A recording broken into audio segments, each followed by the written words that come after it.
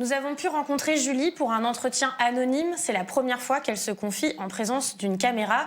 Nous sommes revenus avec elle sur les faits qui l'ont poussée à porter plainte pour viol il y a bientôt 11 ans. Et on le répète, à l'époque des faits, Julie avait entre 13 et 15 ans. Attention, le contenu de ces témoignages est difficile à entendre. 13 ans, on est un enfant. Un enfant ne peut pas consentir à des actes sexuels avec un adulte. Comment vous qualifiez ce qui vous est arrivé ? C'est du viol. Moi, à 13 ans, j'étais encore un petit peu... j'étais petite fille, je continuais de regarder mes Disney, voilà. Ils ont agi de manière à m'enlever toute mon humanité, tout en se prétendant pompiers, alors que c'était des personnes qui étaient censées m'aider, me sauver, entre guillemets. Ce qui fait que j'avais entièrement confiance, que je me sentais redevable, qu'on me disait que j'étais redevable. Au moment des faits, Julie est une jeune adolescente fragile. Certains pompiers qu'elle accuse interviennent régulièrement à son domicile ou à son collège pour la prendre en charge lors de crises de tétanie. Je n'étais même pas en état de consentir puisque j'étais dans un état de grande vulnérabilité. Je passais énormément de temps à dormir dû à mes médicaments. Je n'arrivais même plus à aller à l'école. Je n'arrivais plus à réfléchir, je n'arrivais plus à parler, je bafouillais. Il faut savoir qu'à chaque fois qu'il y avait une intervention, il y avait une fiche bilan de remplie par les pompiers où il y avait mon nom, mes coordonnées, mon âge et mon traitement médical. Donc ils connaissaient votre âge et le traitement médicamenteux sous lequel vous étiez à ce moment-là. Exactement, qui était extrêmement important. Qui était composé d'antidépresseurs, de neuroleptiques, d'anxiolytiques. Et ils ont profité de votre état de santé ? Ils en ont profité, abusé. Ils m'ont transformé en objet sexuel, ils m'ont transformé en objet tout court. C'est-à-dire que je n'étais plus un être humain. D'ailleurs, à mes yeux, je n'avais plus de valeur en tant qu'être humain. D'où aussi le fait que j'ai voulu disparaître autant de fois, que je me scarifiais, que j'étais dans un état absolument horrifique. C'est difficile de se mobiliser pour le climat, que les gens ne veulent pas voir cette question-là. Vous pensez que ça va changer, que c'est en train de changer ? C'est une hypothèse. Hein. Moi, je suis pour l'hypothèse optimiste, mais c'est possible que non, mais quand même, il y a une espèce de tension entre le virus, parce qu'il y a une familiarité d'être entre un virus qui réagit à nos actions très rapidement et la question climatique qui réagit très rapidement à nos actions. Ils sont quand même du même ordre, pas de la même taille, pas de la même dimension, mais du même ordre. Donc il y a quand même on se familiarise grâce à l'épidémie avec un type de phénomène dans lequel on va être plongé. Et je pense que ça, c'est relativement positif. Ceci dit, le pire est aussi probable. Est-ce que notre surprise, c'est pas que nous découvrons finalement, on va dire, en Europe, aux États-Unis, dans d'autres pays, nous découvrons finalement ce que d'autres personnes ailleurs sur la planète, où il y a des inégalités très fortes, où la crise climatique est déjà très réelle, très prégnante, connaissent déjà en réalité. Ça rend d'autant plus important de faire le lien entre la crise, disons, pandémique et la crise climatique, parce qu'évidemment, toutes les autres cultures, toutes les autres nations savent ces choses parfaitement depuis longtemps, aussi bien les Indiens d'Amazonie que les gens du Bangladesh, que toute une série de civilisations complètement habituées à vivre avec ces êtres qui répondent à nos actions. C'est nous, les modernes industriels privilégiés riches, qui réalisons des choses que nous avions connues, mais que nous avons très volontairement décidé d'ignorer. C'est cette espèce de distance entre le monde où l'on vit, et relativement confortablement pour certains, et le monde dont on vit. Et il est en quelque sorte, cette distance, ce porte-à-faux est en train de se rendre beaucoup plus visible, et en particulier grâce au virus. C'est une espèce de titillement continuel, avec des conséquences tragiques pour beaucoup de gens. Donc tout ça rend la question du nouveau régime climatique beaucoup plus prégnante, beaucoup plus corporelle, encore une fois. On était déjà un petit peu tendu, on va dire, vous voyez, il y a un an, on avait monté notre collectif Interhôpitaux en septembre 2019. Le collectif Interurgence était en grève, en mobilisation depuis mars 2019 pour décrire ce qui se passait dans nos hôpitaux publics, pour le manque de moyens. On a eu des paroles, des promesses. Ça doit être une priorité. Il va y avoir un plan massif pour l'hôpital. On n'a toujours pas de revalorisation pour les bas salaires dans l'hôpital. Les infirmières, les aides-soignants, les kinés, tout le monde s'en va. Donc c'est ça la situation. Et aujourd'hui, même sur les questions de vaccination, pour vous donner un exemple, on considère qu'il faut, on n'arrive pas à vacciner nous nos soignants. Donc il y a des clusters qui se développent. Je ne sais pas qui va s'occuper des malades demain. Enfin, moi je pense que là il y a un moment, il faut quand même que ça bouge. Ça aussi, on pouvait l'anticiper. On a besoin de tout ce monde-là. Nous, on demande qu'une chose. Est-ce que ça a montré effectivement, ça a été un gros projecteur. Ça a aussi montré des très belles choses cette crise. Je veux dire, ça a montré une grande solidarité. On l'a vu notamment nous à l'hôpital. Enfin, franchement, il faut qu'on s'appuie sur ces forces vives parce que je voudrais pas qu'on ait des discours trop négatifs. Mais là, on nous campe sur sur ce qu'il dit là, c'est tout le décalage depuis le début, comme on a eu aussi après le Ségur, etc. Il y a des paroles et des actes. Derrière, on les voit pas arriver. On ne voit rien arriver. Le plus dur a été fait. On a trouvé les vaccins. Parce que on a su coder la séquence, le séquençage a été effectué. Donc vraiment, la recherche y est mise. Le plus dur est fait. Et aujourd'hui, on a un problème logistique.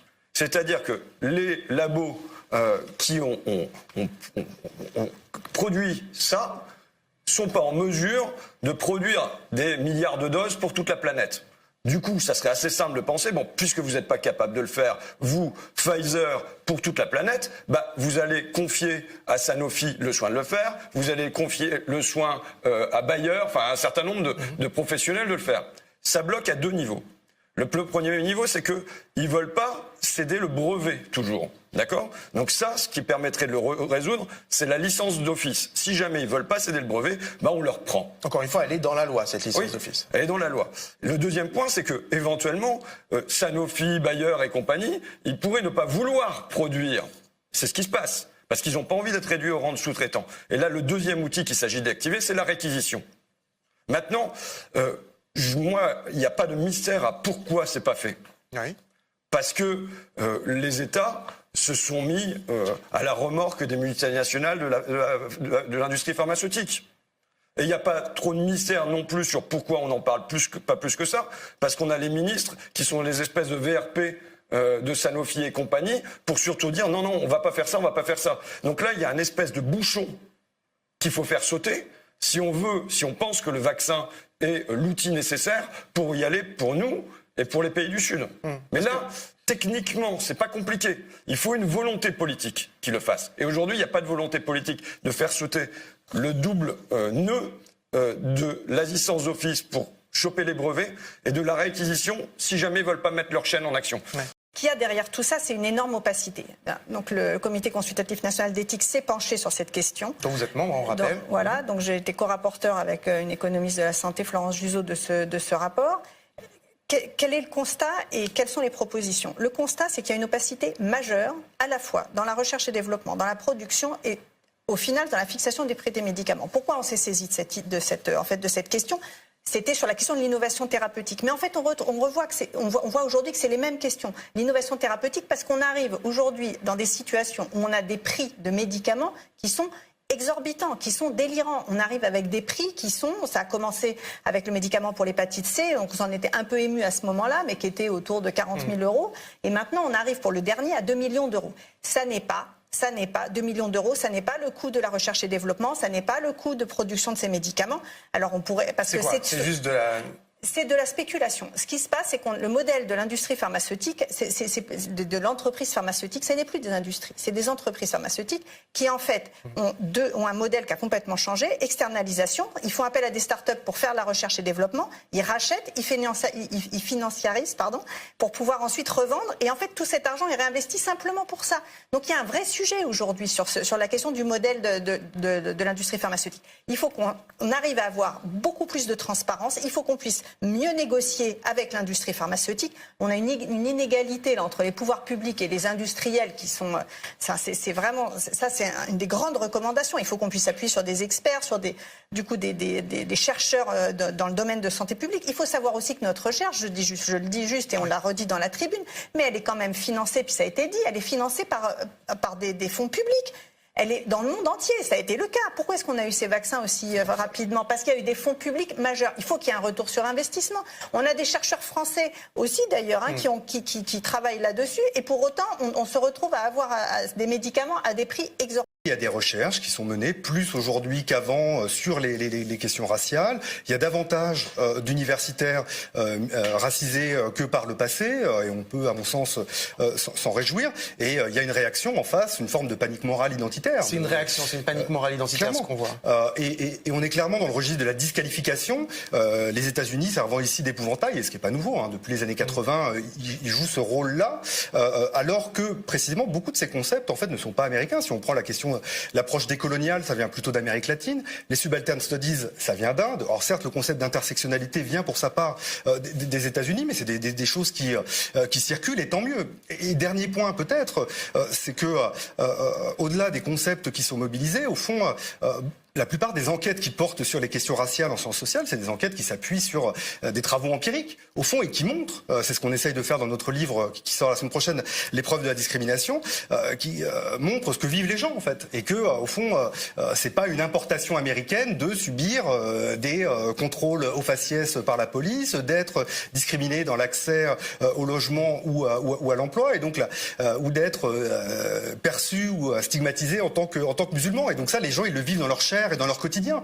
Et donc nous, ce qu'on essaye en tant que chercheurs en sciences sociales, c'est simplement de documenter ces expériences-là, de voir les incidences qu'elles ont sur les opportunités d'ascension sociale, les façons de se construire, de se définir aussi en tant que minorité française. Et ça, on peut pas le balayer d'un revers de main simplement à coup d'américanisation du débat public. Je crois, et c'est d'ailleurs un peu paradoxalement ce pourquoi plaide Bohénoirienne, à partir d'enquêtes empiriques sérieuses, de montrer que la race, c'est pas une importation américaine, c'est une réalité pour des millions de Français. Est-ce que le Rassemblement national ou une alliance des droites extrêmes est aux portes du pouvoir aujourd'hui? Je pense qu'il faut répondre positivement à cette question. C'est-à-dire qu'on n'est plus face à une espèce d'hypothèse théorique, effectivement, un peu abstraite, ou à une espèce de jeu qu'on jouerait pour faire peur aux gens ou aux enfants, ou pour faire une marionnette qu'on agiterait pour faire voter pour le candidat centriste, ou de droite, ou de centre-droit, ou de centre-gauche. Ce qui est par ailleurs un jeu qu'ont joué les partis de centre-droit ou de droite et les partis de centre-gauche, notamment le PS, en agitant la menace du FN. Bon, mais aujourd'hui, c'est plus une menace abstraite. C'est effectivement une possibilité tout à fait concrète que l'extrême droite se retrouve, l'extrême droite historique, le Front National, devenu Rassemblement National. Mais en réalité, les idées n'ont absolument pas changé, les propositions n'ont pas changé. Y compris le personnel dirigeant du Rassemblement National est issu du personnel dirigeant pour l'essentiel du Front National. Donc que ce parti effectivement accède au pouvoir politique. Alors après, on dit toujours, il y a un plafond de verre pour le Front National. Vous dites dans votre livre, la possibilité du fascisme, elle est généralement balayée d'un revers de main par les commentateurs en disant ça n'arrivera jamais. La France est allergique au fascisme. Ce qu'on constate aussi, vous l'avez dit, c'est qu'à chaque élection, ça monte. On avait quand même 10,5 millions de gens qui ont voté pour Marine Le Pen au deuxième tour de la présidentielle de 2017. Il ne peut plus y avoir de plafond de verre à partir du moment où une très grande partie du champ politique et médiatique reprend en boucle une très grande partie du programme électoral du Front National et de ses éléments de langage, comme on dit. Quand vous avez à la télé, sur des chaînes d'information en continu des chroniqueurs d'extrême droite qui appartiennent explicitement à l'extrême droite, des journalistes ou des pseudo-journalistes de Valeurs Actuelles, des gens de l'Incorrect, des gens de Causeur, j'en passe et des meilleurs, mais des André Berkov, je pourrais énumérer. J'ai essayé avant de venir de me rappeler mais c'est impossible de faire la liste complète aujourd'hui des chroniqueurs d'extrême droite. Éric Zemmour sur CNews qui nous fait comprendre qu'il pourrait être candidat à la présidentielle de 2022. Bien sûr, ça se bouscule parce que l'espace politique est important. En fait, le sondage dont vous parlez donne au premier tour Marine Le Pen, si je ne me trompe pas, à 27%, et Dupont-Aignan, qui est pourtant pas au mieux de sa forme parce qu'une grande partie des cadres de son mouvement sont partis au RN, il le donne autour de 7%. Ce qui veut dire que l'espace en fait de l'extrême droite est autour, en tout cas potentiel de l'extrême droite à ce stade, est autour de 35%. Bon, évidemment, ça donne envie à d'autres, Éric Zemmour, peut-être Marion Maréchal, à un moment Michel Onfray, puisqu'aujourd'hui c'est devenu un idéologue d'extrême droite. Ça donne envie peut-être d'aller sur ce terrain électoral pour peut-être se tester, etc. Mais il n'y a plus de plafond de verre. C'est vrai que ça fait un moment qu'il s'est choisi le RN comme en quelque sorte son meilleur ennemi, parce qu'il se dit qu'au deuxième tour c'est confortable d'avoir l'extrême droite en face, parce qu'on peut appeler en quelque sorte les électeurs à éviter le danger que représente le Front National. Le problème, c'est qu'on le fait en allant sur le terrain de l'extrême droite et que ce qu'on voit depuis près de 35 ans, en fait, c'est que plus on va sur le terrain de l'extrême droite et plus l'extrême droite progresse.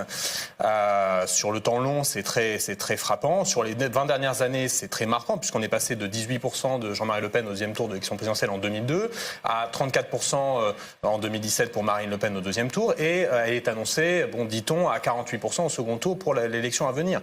Par ailleurs, on le fait à travers un personnage qui dit s'être engagé en politique contre l'extrême droite, mais qui a été militant, ou en tout cas sympathisant, manifestement, de l'Action française. Et par ailleurs, qui s'est beaucoup engagé aux côtés d'un député homophobe et de la droite extrême qui était Christian Van Est, contre l'égalité des droits au début des années 2010, et qui a été très marqué par une homophobie. Son parcours politique est marqué centralement par cette homophobie dès disons, au début des années 2010. Hugo Pallietta, est-ce que demain soir, vous serez devant votre télé pour regarder ce grand débat ? Pour tout vous dire, je préférais m'épargner une tâche aussi désagréable.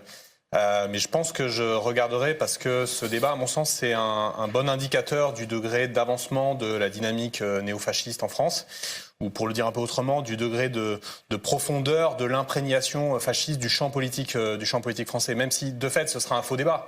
Ou ce que Bourdieu appelait des débats faussement vrais ou vraiment faux parce que les deux interlocuteurs seront en gros d'accord sur l'essentiel et que par ailleurs débat faussement vrai parce qu'ils débattront finalement de sujets qui sont au centre de l'attention médiatique, mais qui en réalité n'intéressent pas au premier chef les classes populaires qui se prennent, disons, dans la tête les licenciements de masse, la dégradation des services publics, notamment de santé, etc., etc. Dans cette industrie, il y a beaucoup de gens qui savent des choses qui se sont passées, il y a beaucoup de gens qui ont assisté à des comportements problématiques ou des comportements d'agression, il y a beaucoup de gens qui ont entendu qu'un tel avait agressé une telle, etc. Et en fait, tout le monde a peur de parler parce que encore une fois, les postes de pouvoir de ce milieu-là, ils sont occupés soit par des agresseurs, soit par des amis des agresseurs, soit par des collègues des agresseurs. Donc en fait, à quel moment ça te donne envie d'en parler c'est hyper compliqué d'en parler.